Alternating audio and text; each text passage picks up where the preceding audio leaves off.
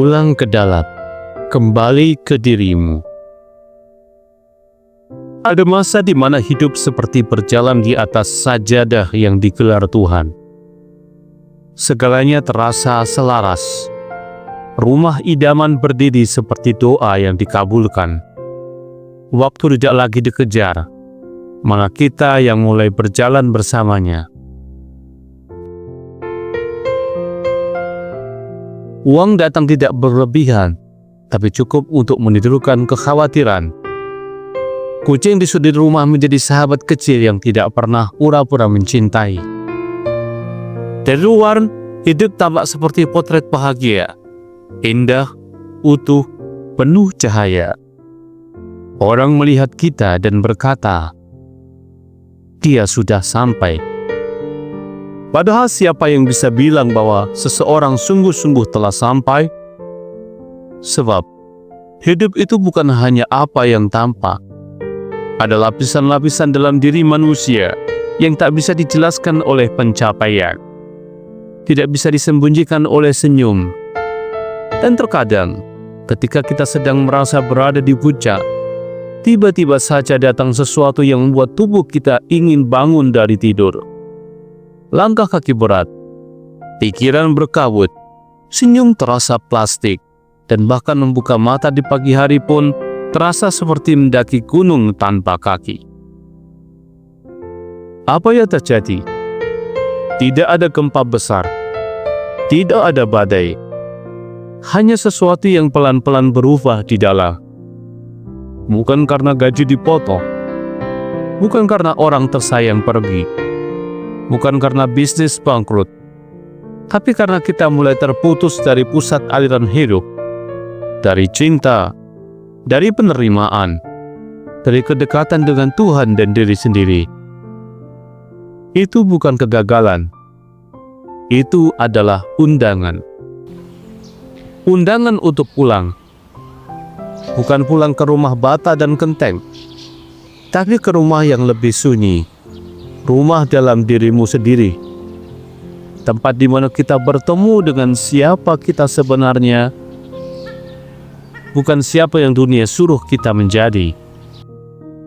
Kadang kita merasa Tuhan itu diam, padahal kita yang terlalu berisik. Suara mesin pikiran tak pernah mati. Pikiran tentang kemarin, kekhawatiran tentang besok, tapi kita jarang sekali hadir di sini sekarang. Padahal hanya di titik ini energi hidup bisa ditemukan. Bukan di masa lalu yang sudah wafat, bukan di masa depan yang belum lahir, tapi di detik ini. Kita terlalu sibuk menjadi siapa, sampai lupa menjadi ada. Kita ulang luka lama, seperti menggaruk poreng agar tetap berdarah. Kita mengira masa depan bisa memberi kita kebahagiaan, padahal ia hanya akan memantulkan energi dari siapa kita sekarang. Maka pertanyaannya bukan apa yang akan terjadi nanti, tapi apa yang sedang aku izinkan menjadi sekarang. Setiap hari kita berdiri di antara dua gerbang, izin dan tolak. Dua pilihan yang lembut tapi sangat menentukan hidup.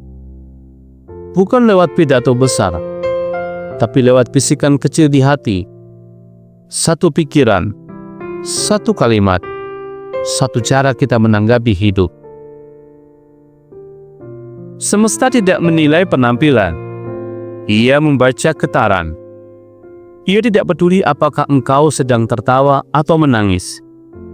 Yang dia lihat adalah niat di baliknya. Energi yang tidak bisa dibohongi.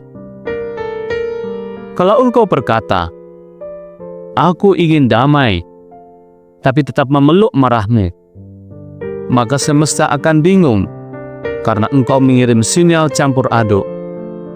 Tapi jika engkau berkata, "Aku takut, tapi aku siap membuka pintu," maka semesta akan datang, pelan tapi pasti.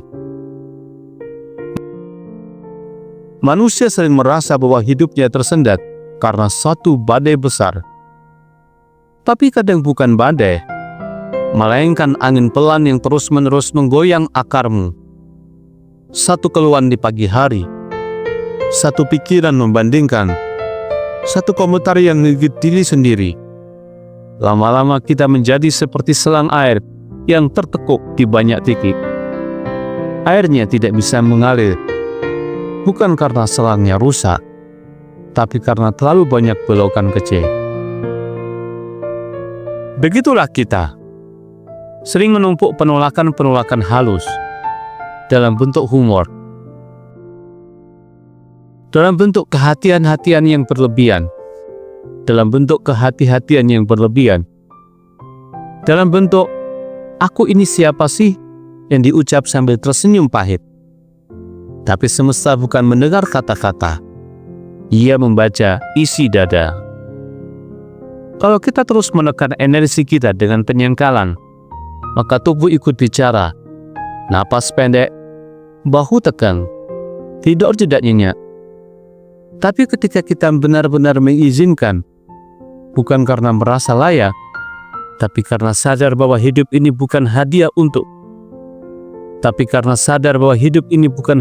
untuk yang sempurna, maka sesuatu dalam diri kita membuka pintu. Dan pintu itu tidak pernah terkunci, hanya kita lupa cara membukanya. Cerita lama bukan untuk disangkal, tapi untuk disadari dan dilepaskan. Bukan karena salah, tapi karena sudah waktunya menulis yang baru.